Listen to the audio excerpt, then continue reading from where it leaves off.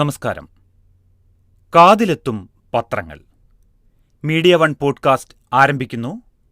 ഇന്ന് 2024 നവംബർ 16 ശനിയാഴ്ച. ഞാൻ എം ജയപ്രകാശ്. വയനാട് ദുരന്തത്തിൽ ഇരകളോടുള്ള കേന്ദ്ര അവഗണനയാണ് ഇന്ന് മിക്ക പത്രങ്ങളുടെയും പ്രധാന തലക്കെട്ട്. അതിതീവ്ര ദുരന്തമായി പ്രഖ്യാപിക്കണമെന്ന ആവശ്യത്തിൽ 2 ആഴ്ചയ്ക്കകം നടപടി വേണമെന്ന ഹൈക്കോടതി അന്ത്യശാസനയും 19-ന് വയനാട്ടിൽ LDF-ഉം UDF-ഉം ഹർത്താൽ പ്രഖ്യാപിച്ചതും കേരളം രാജ്യത്തിന്റെ ഭാഗമെന്ന മുഖ്യമന്ത്രിയുടെ ഓർമ്മപ്പെടുത്തലും കേന്ദ്രത്തിന്റെ തനിനിറം തുറന്നുകാട്ടപ്പെട്ടു എന്ന പ്രതിപക്ഷ നേതാവിന്റെ പ്രസ്താവനയുമെല്ലാം പ്രധാന പത്രങ്ങളുടെ 1-ാം പേജിൽ സ്ഥാനം പിടിച്ചിരിക്കുന്നു. ഉത്തർപ്രദേശിൽ മെഡിക്കൽ കോളേജ് തീപിടുത്തത്തിൽ നിരവധി കുഞ്ഞുങ്ങൾ വെന്തുമരിച്ചതും നാടകസംഘം സഞ്ചരിച്ച വാൻ മറിഞ്ഞ് 2 നടിമാർ മരിച്ചതും 1-ാം പേജിൽ ഇടം പിടിച്ച അപകട വാർത്തകളാണ്. മുനമ്പത്ത് വഖഫ് ബോർഡ് നോട്ടീസ് നൽകിയവരിൽ വീട് വെച്ച് താമസിക്കുന്ന സാധാരണക്കാരായ ഒരാൾ പോലുമില്ല എന്ന വാർത്ത മാധ്യമത്തിന്റെ 1-ാം പേജിലുണ്ട്. വിഷയത്തിൽ തമ്മിലടിപ്പിച്ച് ചോര കുടിക്കാൻ ശ്രമിക്കുന്ന ചിലരുടെ തന്ത്രം പുറത്തു കൊണ്ടുവരികയാണ് ഈ വാർത്ത. ശ്രീലങ്കൻ പാർലമെന്റ് തെരഞ്ഞെടുപ്പിൽ ദിസനായകയുടെ പാർട്ടി 3-2 ഭൂരിപക്ഷം നേടിയത് പ്രധാന രാജ്യാന്തര വാർത്തയായി പത്രങ്ങൾ പ്രാധാന്യത്തോടെ തന്നെ നൽകിയിരിക്കുന്നു. നമുക്ക് വിശദമായി പരിശോധിക്കാം. ചൂരൽമല ഉരുൾപൊട്ടലിൽ ഉത്തരമില്ലാതെ കേന്ദ്രം, മറുപടി മൗനം എന്നാണ് മാതൃഭൂമിയുടെ പ്രധാന തലക്കെട്ട്. ആളിക്കത്തി രോഷം എന്ന തലക്കെട്ട് മാധ്യമം നൽകിയിരിക്കുന്നു. വയനാട് ചോദിക്കുന്നത് ഔദാര്യമല്ല അവകാശം, ഉള്ളുപൊട്ടി ജനരോഷം എന്നാണ് ചന്ദ്രികയുടെ തലക്കെട്ട്. കേന്ദ്രവഞ്ചനയ്ക്കെതിരെ ഒറ്റക്കെട്ട് എന്ന തലക്കെട്ടാണ് സുപ്രഭാതം നൽകിയിരിക്കുന്നത്. ചൂരൽമല മുണ്ടക്കൈ ഉരുൾപൊട്ടൽ ദുരന്തങ്ങളിൽ ഇനിയും കേന്ദ്രത്തിന് ഉത്തരമില്ല എന്ന് മാതൃഭൂമിയുടെ വാർത്ത തുടങ്ങുന്നു. ദേശീയ ദുരന്തം എന്ന വിശേഷണത്തിന്റെ നിയമസാധുതയെപ്പറ്റിയും സംസ്ഥാന ദുരന്ത പ്രതികരണ നിധിയിൽ അനുവദിച്ച പണത്തെപ്പറ്റിയുമാണ് കേന്ദ്രം വിശദീകരിക്കുന്നത്. കേരള സർക്കാരിന്റെ ന്യൂഡൽഹിയിലെ പ്രതിനിധി KV തോമസിന് കേന്ദ്ര ആഭ്യന്തരമന്ത്രി നിത്യാനന്ദ റായ് നൽകിയ മറുപടിയും ഇതുതന്നെ. ദേശീയ ദുരന്തം എന്ന വിശേഷണത്തിലല്ല ചൂരൽമല മുണ്ടക്കൈ ദുരന്തത്തെ തീവ്ര ദുരന്തമായി അംഗീകരിക്കുമോ എന്നതാണ് കേരളത്തിന്റെ പ്രധാന പ്രശ്നം. ഇതുൾപ്പെടെ 3 ആവശ്യങ്ങളാണ് പ്രധാനമായും കേന്ദ്രത്തിനു മുന്നിൽ വെച്ചത്. കൂടുതൽ സഹായം പ്രഖ്യാപിക്കുന്നതിനു പകരം ഇതിനകം സംസ്ഥാന ദുരന്ത പ്രതികരണ നിധിയിൽ 388 കോടി രൂപ അനുവദിച്ചെന്നാണ് കേന്ദ്രത്തിന്റെ വാദം. എന്നാൽ ഈ പണം ഏതെങ്കിലും പ്രത്യേക ദുരന്തത്തിനായി ചെലവിടേണ്ടതല്ല. ധനകമ്മീഷന്റെ ശുപാർശകൾ പ്രകാരം വർഷം മുഴുവനും ദുരന്ത ലഘൂകരണ പ്രവർത്തനങ്ങൾക്കുള്ളതാണ്. ഇത് മാനദണ്ഡങ്ങൾ അനുസരിച്ചു മാത്രമേ ചെലവിടാനാകൂ. വർഷം ഏകദേശം 300 കോടി രൂപ ഈ ഫണ്ടിൽ നിന്ന് കേരളം ചിലവിടുന്നുണ്ടെന്നാണ് സംസ്ഥാന ദുരന്ത നിവാരണ അതോറിറ്റി വ്യക്തമാക്കുന്നത്. ലെവൽ 3 വിഭാഗത്തിൽ ഉൾപ്പെടുത്തിയാൽ ദേശീയ ദുരന്ത നിവാരണ നിയമം അനുസരിച്ചുള്ള സഹായം ലഭിക്കാനുള്ള തടസ്സം നീങ്ങും. സംസ്ഥാന സർക്കാരിന് സ്വന്തമായി പുനർനിർമ്മാണം ഏറ്റെടുക്കാൻ കഴിയാത്ത ദുരന്തത്തെയാണ് ഈ വിഭാഗത്തിൽ പെടുത്തുന്നത് എന്ന് വാർത്ത വിശദീകരിക്കുന്നു. വയനാട് ചൂരൽമല മുണ്ടക്കൈ ഉരുൾപൊട്ടൽ നാഷണൽ ഡിസാസ്റ്റർ മാനേജ്മെന്റ് പ്ലാൻ പ്രകാരം അതിതീവ്ര ദുരന്തമായി പ്രഖ്യാപിക്കണം എന്ന ആവശ്യത്തിൽ ഉടൻ തീരുമാനം വേണമെന്ന ഹൈക്കോടതി വാർത്തയും എല്ലാ പത്രങ്ങളും തന്നെ നൽകിയിരിക്കുന്നു. നവംബറിൽ തീരുമാനം വേണമെന്നാണ് ജസ്റ്റിസ് AK ജയശങ്കരൻ നമ്പ്യാരും ജസ്റ്റിസ് KV ജയകുമാറും അടങ്ങിയ ഡിവിഷൻ ബെഞ്ച് നിർദ്ദേശിച്ചത്. ദുരന്തബാധിതരുടെ പുനരധിവാസവുമായി ബന്ധപ്പെട്ട ഹർജികൾ പരിഗണിക്കുകയായിരുന്നു കോടതി എന്ന് വാർത്തയിൽ പറയുന്നു. കേരളം ഇന്ത്യയ്ക്ക് പുറത്തുള്ള രാജ്യമാണോ എന്നാണ് കേന്ദ്ര നിലപാടിൽ മുഖ്യമന്ത്രിയുടെ ചോദ്യം. നമ്മളും ഇന്ത്യയുടെ ഭാഗമല്ലേ എന്ന് മുഖ്യമന്ത്രി പിണറായി വിജയൻ ചോദിക്കുന്നു. വയനാട് ചൂരൽമല മുണ്ടക്കൈ ദുരന്തത്തിൽ കേരളത്തെ കേന്ദ്രം സഹായിക്കാത്തത് പരാമർശിച്ചായിരുന്നു ആലപ്പുഴയിൽ മുഖ്യമന്ത്രിയുടെ ഈ വിമർശനം. ഇനി മാധ്യമത്തിന്റെ വാർത്തയിലേക്ക് വന്നാൽ, വയനാട് ദുരന്തത്തിന്റെ ഇരകളോട് കേന്ദ്ര സർക്കാർ അവഗണനയിലും ദുരിതസഹായ നിധിയുടെ കാര്യത്തിൽ കേരളത്തോടുള്ള പക്ഷപാതിത്വത്തിലും രോഷം ആളിക്കത്തുന്നു. രാജ്യത്തിന്റെ ഭാഗമാണ് കേരളമെന്ന കാര്യം കേന്ദ്രത്തിലുള്ളവർ മറക്കരുതെന്ന് മുഖ്യമന്ത്രി പിണറായി വിജയൻ ഓർമ്മിപ്പിച്ചപ്പോൾ കേരളം രാജ്യത്തിന്റെ ഭൂപടത്തിൽ ഇല്ലെന്ന തരത്തിലുള്ള നിലപാടാണ് ബി.ജെ.പി. സർക്കാർ സ്വീകരിക്കുന്നതെന്നും പണം നൽകാതിരിക്കുന്നതിലൂടെ കേന്ദ്ര സർക്കാരിന്റെ തനിനിറമാണ് തുറന്നുകാട്ടപ്പെടുന്നതെന്നും പ്രതിപക്ഷ നേതാവ് വി.ഡി. സതീശൻ തുറന്നടിച്ചു. വയനാട് ദുരന്തബാധിതരോടുള്ള കേന്ദ്ര സർക്കാരിന്റെ അവഗണനയ്ക്കെതിരെ പ്രതിഷേധിക്കാനാണ് യു.ഡി.എഫ്. എംപിമാരുടെ തീരുമാനം. നവംബർ 19-ന് വയനാട്ടിൽ യു.ഡി.എഫിന് പിന്നാലെ എൽ.ഡി.എഫും ഹർത്താലിന് ആഹ്വാനം ചെയ്തു. ഇതോടെ ദുരന്തമുണ്ടായി 3 മാസം പിന്നിടുമ്പോഴും ഇരകളോട് മാനുഷിക സമീപനം പോലും പുലർത്താത്ത കേന്ദ്ര നിലപാട് ജനകീയ വിചാരണയ്ക്ക് കൂടിയാണ് വിധേയമാവുക എന്ന് വാർത്ത പറയുന്നു. കേന്ദ്ര സർക്കാർ നൽകിയ സഹായങ്ങളിലെ പക്ഷപാതം തുറന്നുകാട്ടുന്ന കണക്കും മാധ്യമം 1-ാം പേജിൽ തന്നെ നൽകിയിട്ടുണ്ട്.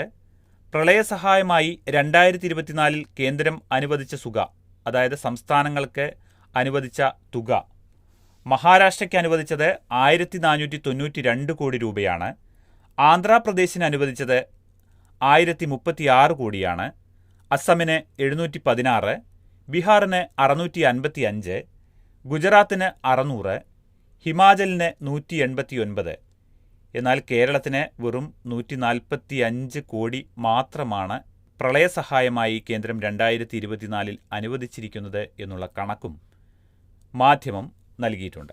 ഇതുമായി ബന്ധപ്പെട്ട് മലയാള മനോരമയിൽ വന്ന ഒരു സൈഡ് സ്റ്റോറി കൂടി വായിക്കുകയാണ്. വെറുതെയായി പ്രധാനമന്ത്രിയുടെ വാക്കും.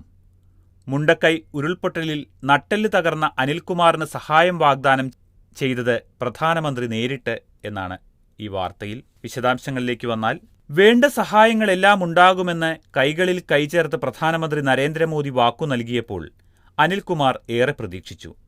എന്നാൽ അതു പാഴ്വാക്കായി. മുണ്ടക്കൈ ഉരുൾപൊട്ടലിൽ നട്ടെല്ല് തകർന്ന് കിടപ്പിലായ അനിൽകുമാറിനെ ആശുപത്രിയിൽ നേരിട്ടെത്തിയാണ് പ്രധാനമന്ത്രി കണ്ടത്. കോക്കുഴിയിലെ വാടക വീട്ടിൽ തുടർ ചികിത്സയിലാണ് ഈ ചെറുപ്പക്കാരനിപ്പോൾ. അമ്മ ലീലാവതിയെയും 2.5 വയസ്സുള്ള മകൻ ശ്രീനിഹാലിനെയും ഉരുൾ കവർന്നു. ഒപ്പം പുതിയ വീടും സമ്പാദ്യവുമെല്ലാം നഷ്ടമായി. ഭാര്യ ജാൻവി ഇപ്പോഴും മകന്റെ മരണത്തോട് മാനസികമായി പൊരുത്തപ്പെട്ടിട്ടില്ല. അന്ന് 10 മിനിറ്റോളം പ്രധാനമന്ത്രി അനിൽകുമാറുമായി സംസാരിച്ചു. ദുരന്തത്തിന്റെ വ്യാപ്തിയും തീവ്രതയും സ്വന്തം നഷ്ടങ്ങളുമെല്ലാം അനിൽകുമാർ ഹിന്ദിയിൽ തന്നെ അദ്ദേഹത്തോട് വിവരിച്ചു. ഇപ്പോൾ തുടർ ചികിത്സയും വീട്ടുചെലവുകളും പ്രയാസത്തിലാണ്. ഡിസ്ചാർജ് ചെയ്യുന്നതുവരെയുള്ള ചികിത്സ സൗജന്യമായിരുന്നെങ്കിലും ഇപ്പോൾ ചികിത്സാ സഹായമൊന്നും ലഭിക്കുന്നില്ല. വീട്ടുവാടക സംസ്ഥാന സർക്കാർ നൽകുന്നുണ്ട്. പ്രതിദിന സഹായമായ 300 രൂപ മുടങ്ങി. പ്രധാനമന്ത്രി സഹായിക്കുമെന്ന പ്രതീക്ഷയും അസ്ഥാനത്തായി, അനിൽകുമാർ പറഞ്ഞു. ക്രൊയേഷ്യയിൽ ജോലി ചെയ്യുകയായിരുന്ന അനിൽ ദുരന്തത്തിന് 1 മാസം മുൻപാണ് മുണ്ടക്കൈയിലെ വീട്ടിലെത്തിയത്. അച്ഛൻ ദേവരാജനും പരുക്കുകളോടെ അസ്വസ്ഥതകളിലാണ് ജീവിതം തള്ളി നീക്കുന്നത്.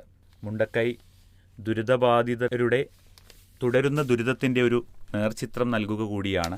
2 പ്രധാനപ്പെട്ട അപകടങ്ങളും ഇന്ന് പ്രധാന വാർത്തയായി പത്രങ്ങളിലുണ്ട്.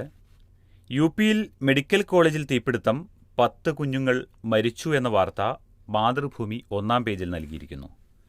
ഉത്തർപ്രദേശിലെ ഝാൻസി ജില്ലയിലെ മെഡിക്കൽ കോളേജിലുണ്ടായ തീപിടുത്തത്തിൽ 10 നവജാത ശിശുക്കൾ മരിച്ചു. 16 കുഞ്ഞുങ്ങൾക്ക് പൊള്ളലേറ്റു.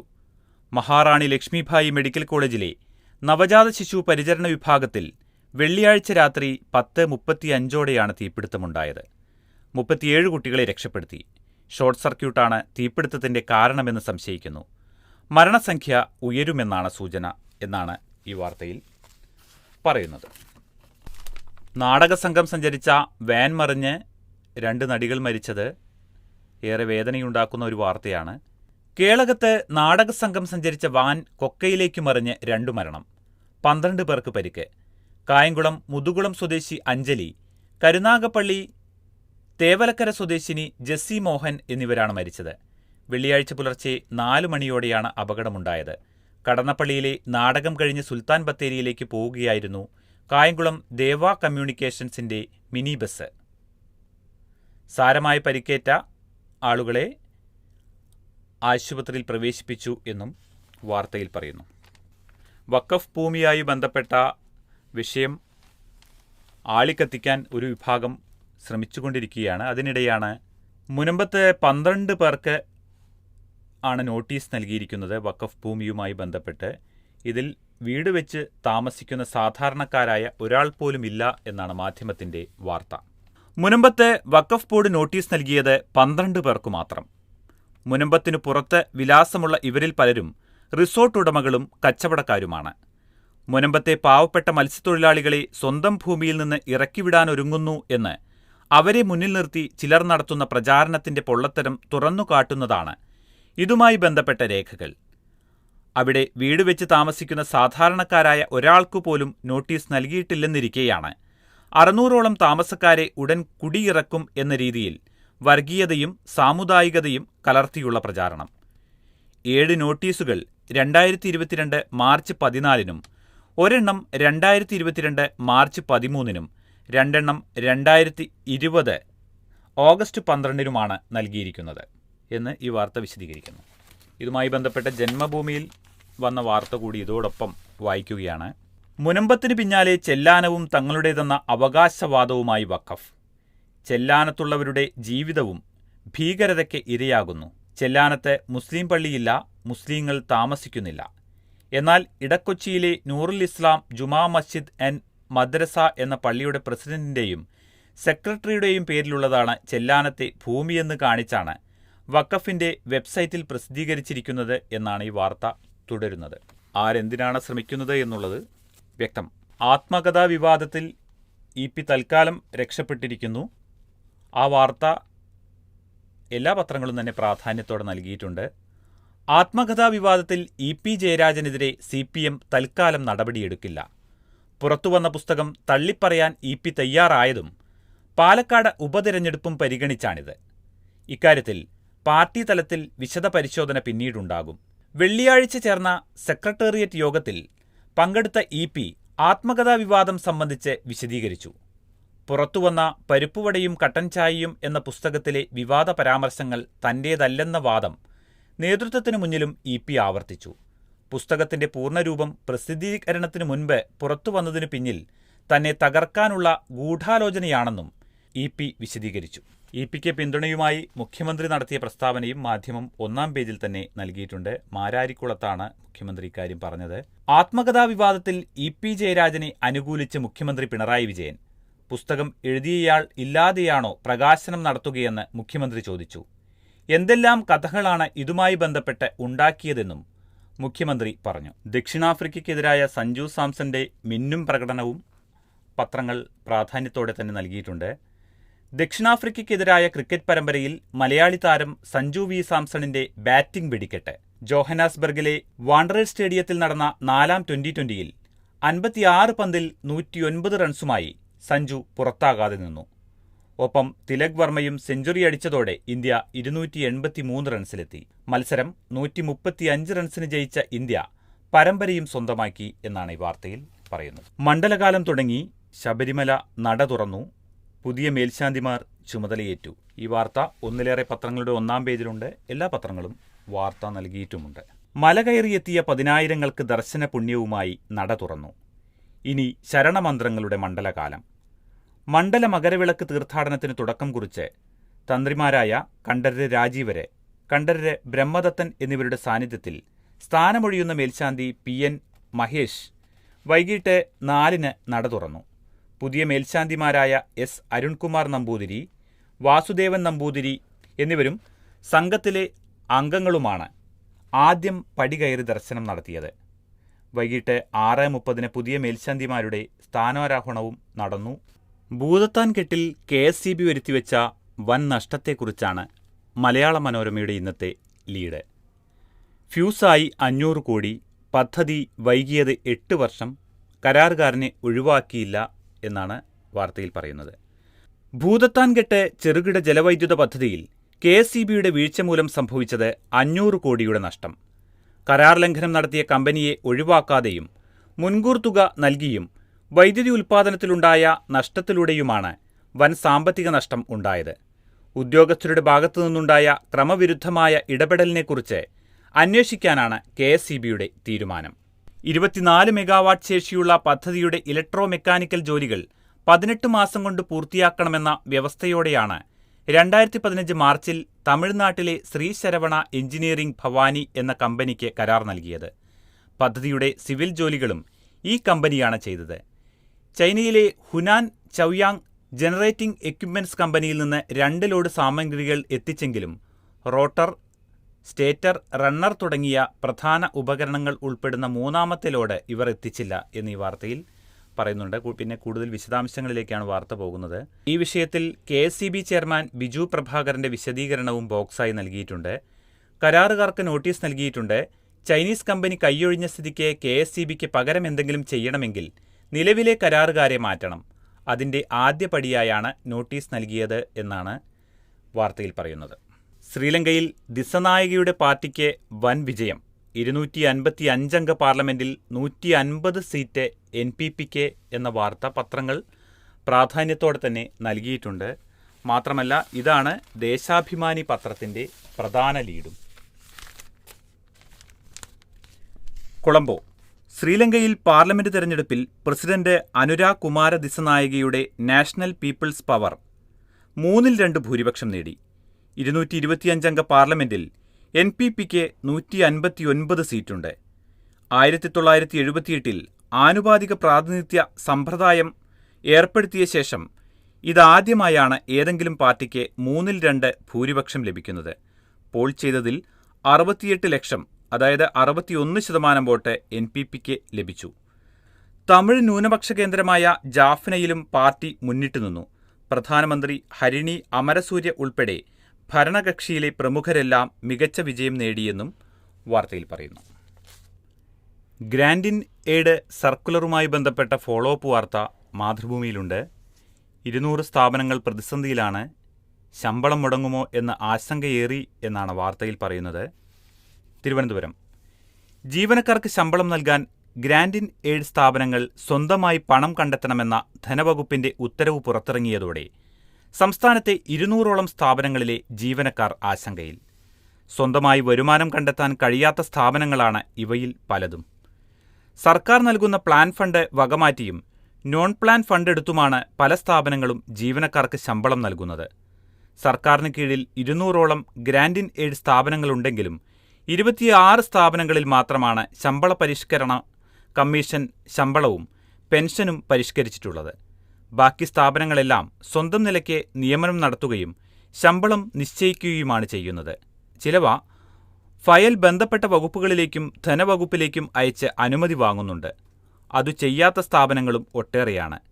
ബജറ്റിൽ ഓരോ വർഷവും അനുവദിക്കുന്ന തുക കൊണ്ടാണ് മിക്ക സ്ഥാപനങ്ങളും പ്രവർത്തിക്കുന്നത് എന്നും ഈ വാർത്തയിൽ പറയുന്നു. ഗ്രാൻഡ് ഇൻ എയ്ഡ് സാലറി എന്ന ശീർഷകത്തിൽ അനുവദിക്കുന്ന തുക ശമ്പളത്തിന് ഉപയോഗിക്കാമെന്നാണ് സർക്കുലറിൽ പറഞ്ഞിരിക്കുന്നത്. അതിനാൽ പ്രതിസന്ധി ഉണ്ടാകില്ല എന്നാണ് കേരള സാഹിത്യ അക്കാദമി സെക്രട്ടറി CP അബൂബക്കർ ഇതുമായി ബന്ധപ്പെട്ട് വിശദീകരിക്കുന്നത്. കലാമണ്ഡലത്തിൽ 200ഓളം സ്ഥിരം ജീവനക്കാരുണ്ട്. വിദ്യാർത്ഥികൾ സ്റ്റൈഫൻഡോടെ പരിശീലനം നേടുന്നവരായതിനാൽ ഫീസ് ഇനത്തിൽ അവിടെ ഒരു വരുമാനവുമില്ല. ശമ്പളത്തിന് സർക്കാരിന്റെ ഗ്രാന്റ് കിട്ടണം എന്നതാണ് നിലവിലെ സ്ഥിതി. കേരള സാഹിത്യ അക്കാദമിയിൽ 45 ജീവനക്കാരുണ്ട്. അക്കാദമി ഹാളുകളുടെ വാടകയും പുസ്തക വിൽപ്പനയുമാണ് വരുമാനം. പക്ഷേ ഈ തുക ശമ്പളത്തിന് തികയില്ല എന്ന് വാർത്തയിൽ വിശദീകരിക്കുന്നുണ്ട്. വരുമാനം ശമ്പളത്തിന് തികയില്ല എന്നാണ് മിക്ക അക്കാദമികളിൽ നിന്നും ലഭിക്കുന്ന വിവരം. നമ്മുടെ ഇന്ദ്രൻസ് 7ാം തരത്തിൽ 1ാം തരം വിജയം നേടിയ വാർത്തയും പത്രങ്ങൾ നൽകിയിട്ടുണ്ട്. സാക്ഷരതാ മിഷന്റെ 7ാം തരം തുല്യതാ പരീക്ഷ എഴുതിയ നടൻ ഇന്ദ്രൻസിന് വിജയം. 500-ൽ 297 മാർക്ക് നേടി. മന്ത്രി V. ശിവൻകുട്ടി ഇന്ദ്രൻസിനെ അഭിനന്ദിച്ചു. ഫലമറിയുമ്പോൾ വയനാട്ടിൽ സിനിമയുടെ ചിത്രീകരണത്തിലായിരുന്നു ഇന്ദ്രൻസ്. തിരുവനന്തപുരം അട്ടക്കുളങ്ങര സ്കൂളിലാണ് പരീക്ഷ എഴുതിയത്. 4ാം ക്ലാസ്സിൽ പഠനം അവസാനിപ്പിച്ച ഇന്ദ്രൻസ് ഒരിക്കലും വായന മുടക്കിയില്ല. ഇനി 10ാം ക്ലാസ് പരീക്ഷയാണ് ലക്ഷ്യം. 1043 പേർ 7ാം ക്ലാസ് തുല്യതാ പരീക്ഷ എഴുതി. ഇതിൽ 1007 പേരും വിജയിച്ചു. 4ാം ക്ലാസ്സിൽ 487 പേരാണ് പരീക്ഷ എഴുതിയത്. ഇതിൽ 476 പേർ ഉപരിപഠനത്തിന് അർഹരായി എന്നും വാർത്തയിൽ വിശദീകരിക്കുന്നു. ഇന്നലെ ചില പത്രങ്ങൾ CBSE സിലബസ് ചുരുക്കും എന്നുള്ള വാർത്ത നൽകിയിരുന്നു. അങ്ങനെയൊന്നില്ല എന്ന CBSEയുടെ വിശദീകരണം ഇന്ന് പത്രങ്ങൾ നൽകിയിട്ടുണ്ട്. നടപ്പ് അക്കാദമിക വർഷത്തിലെ 10-12 ക്ലാസുകളിലെ ബോർഡ് പരീക്ഷയുടെ സിലബസ് കുറച്ചുവെന്ന പ്രചാരണങ്ങൾ തള്ളി central board of secondary education. അടുത്ത വർഷം നടക്കുന്ന 10-12 ക്ലാസുകളിലെ ബോർഡ് പരീക്ഷയുടെ സിലബസ് 15% കുറയ്ക്കുമെന്നും ചില കോഴ്സുകളിൽ ഓപ്പൺ ബുക്ക് പരീക്ഷ നടത്തുമെന്നുമുള്ള പ്രചാരണങ്ങൾ തെറ്റാണെന്ന് CBSE പുറത്തിറക്കിയ വിശദീകരണക്കുറിപ്പിൽ വ്യക്തമാക്കി എന്നാണ് വാർത്ത. ഇനിയൊരു രാജ്യാന്തര വാർത്തയിലേക്ക് വന്നാൽ, ഗാലന്റിന് പിന്നാലെ ബെൻ ഗിവിർ, നെതന്യാഹുവിന് AGയുടെ കത്ത് എന്നാണ് വാർത്തയുടെ തലക്കെട്ട്. Tel Aviv. പ്രതിരോധ മന്ത്രി യോവ് ഗാലന്റിന് പിന്നാലെ ഇസ്രായേലിൽ മറ്റൊരു മന്ത്രി കൂടി പുറത്തേക്കെന്ന് സൂചന. തീവ്ര വലതുപക്ഷക്കാരനായ ദേശീയ സുരക്ഷാ മന്ത്രി ഇറ്റാമർ ബെൻ ഗിവിറിനെതിരെയാണ് ഇസ്രായേൽ അറ്റോർണി ജനറൽ രംഗത്തുവന്നത്.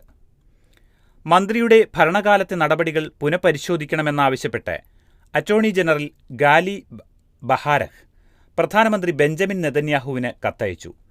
പോലീസിന്റെ പ്രവർത്തനങ്ങളിൽ രാഷ്ട്രീയ ഇടപെടലുകൾ നടത്തുന്നുണ്ടെന്ന് കത്തിൽ ചൂണ്ടിക്കാട്ടുന്നു. പാലക്കാട് ഉപതെരഞ്ഞെടുപ്പിന് ഇനി ദിവസങ്ങൾ മാത്രമാണ് ശേഷിക്കുന്നത്.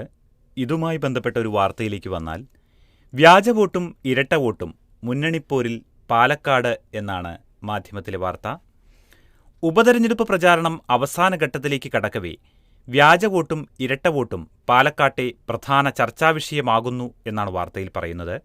മണ്ഡലത്തിൽ 2000-ലേറെ കള്ളവോട്ടുകളുണ്ടെന്ന പരാതിയിൽ അന്വേഷണം നടത്തുമെന്ന് ജില്ലാ ഭരണകൂടം അറിയിച്ചതോടെ വിഷയം ചൂടുപിടിച്ചിരിക്കുകയാണ്. ബൂത്ത് ലെവൽ ഓഫീസർമാരിൽ നിന്ന് ജില്ലാ കളക്ടർ എസ് ചിത്ര പ്രാഥമിക വിവരം തേടി. വ്യാജ വോട്ട് ചേർത്തെന്ന് കണ്ടെത്തിയ മേഖലകളിൽ അന്വേഷണം നടത്താൻ റവന്യൂ തഹസിൽദാർക്കും റിട്ടേണിംഗ് ഓഫീസർമാർക്കും ഇലക്ഷൻ ചുമതലയുള്ള ഡെപ്യൂട്ടി കളക്ടർ നിർദ്ദേശം നൽകി. കളക്ടറുടെ നിർദ്ദേശപ്രകാരമാണ് നടപടി. ഉടൻ റിപ്പോർട്ട് സമർപ്പിക്കണമെന്നും നിർദ്ദേശമുണ്ട്. മതിയായ രേഖകളില്ലാതെ വ്യാജവിവരങ്ങൾ ഉപയോഗിച്ച് കൂടുതൽ വോട്ടർമാരെ ചേർത്തെന്നാണ് പരാതി ഉയർന്നിരിക്കുന്നത്. പലർക്കും 2 വോട്ടുള്ളതായി വ്യക്തമായി. പല വോട്ടർമാരെയും പുതുതായി ചേർത്തത് കൃത്യമായ മേൽവിലാസത്തിലല്ല. പാലക്കാട് മണ്ഡലത്തിൽ പുതിയതായി വോട്ട് ചേർത്തിരിക്കുന്നവരിൽ പലരും മറ്റിടങ്ങളിൽ വോട്ടുള്ളവരാണ്. വോട്ട് മാറിയ കാര്യം പലരും അറിഞ്ഞിട്ടുമില്ല.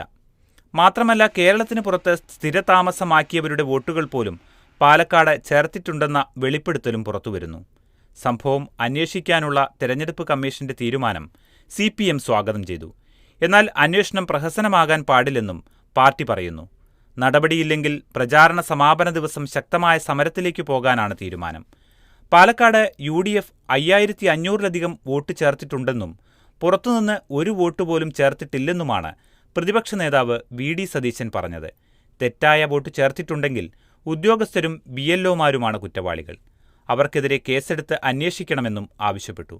BJP ജില്ലാ പ്രസിഡന്റ് ഹരിദാസിന് പട്ടാമ്പിയിലും പാലക്കാടും വോട്ടുണ്ടെന്ന കോൺഗ്രസ് ആരോപണം NDA സ്ഥാനാർത്ഥി C. കൃഷ്ണകുമാർ സമ്മതിച്ചു. 1 വർഷമായി ഹരിദാസൻ താമസിക്കുന്നത് പാർട്ടി ഓഫീസിലാണെന്നും പട്ടാമ്പിയിലേത് ഒഴിവാക്കാൻ അപേക്ഷിച്ചിരുന്നെങ്കിലും നടപടിയുണ്ടായിട്ടില്ലെന്നും അദ്ദേഹം പറഞ്ഞു. LDF സ്ഥാനാർത്ഥി ഡോക്ടർ P. സരിന് പാലക്കാടാണ് വോട്ടുള്ളത്. UDFും BJPയും ഇത് വിഷയമാക്കുന്നു. എന്നാൽ 2018 മുതൽ പാലക്കാട് വീടുണ്ടെന്നതിന്റെ രേഖകൾ മാധ്യമപ്രവർത്തകർക്കു മുന്നിൽ ഹാജരാക്കിയ ഡോക്ടർ സരിൻ ആരോപണം തള്ളി.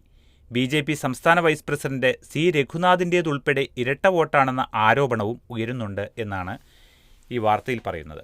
ഡൽഹിയിലെ വായുമലിനീകരണത്തെക്കുറിച്ചുള്ള ഫോളോ അപ്പ് വാർത്തകളും പത്രങ്ങളിൽ കാണാം. നിയന്ത്രണങ്ങൾ ഇന്നലെ മുതൽ കടുപ്പിച്ചിരുന്നു. ഗുരുതരമായ ഡൽഹിയിലെ അന്തരീക്ഷ വായു മലിനീകരണം മാറ്റമില്ലാതെ തുടരുന്നു. വായു ഗുണനിലവാര സൂചിക പലയിടങ്ങളിലും 500 കടന്നു. പ്രൈമറി ക്ലാസുകൾ ഓൺലൈൻ സംവിധാനത്തിലേക്ക് മാറ്റി. അന്തരീക്ഷ മലിനീകരണം കുറച്ചുകൊണ്ടുവരാനുള്ള കർമ്മപദ്ധതിയായ ഗ്രാപ്പ് അഥവാ ഗ്രേഡ് റെസ്പോൺസ് ആക്ഷൻ പ്ലാൻ വെള്ളിയാഴ്ച മുതൽ നടപ്പാക്കി തുടങ്ങി. മണിപ്പൂരിൽ പ്രശ്നങ്ങൾ തുടരുകയാണ്. പ്രതിഷേധ റാലിയുമായി കുക്കികൾ എന്നുള്ള തലക്കെട്ടിൽ മാധ്യമം വാർത്ത നൽകിയിരിക്കുന്നു.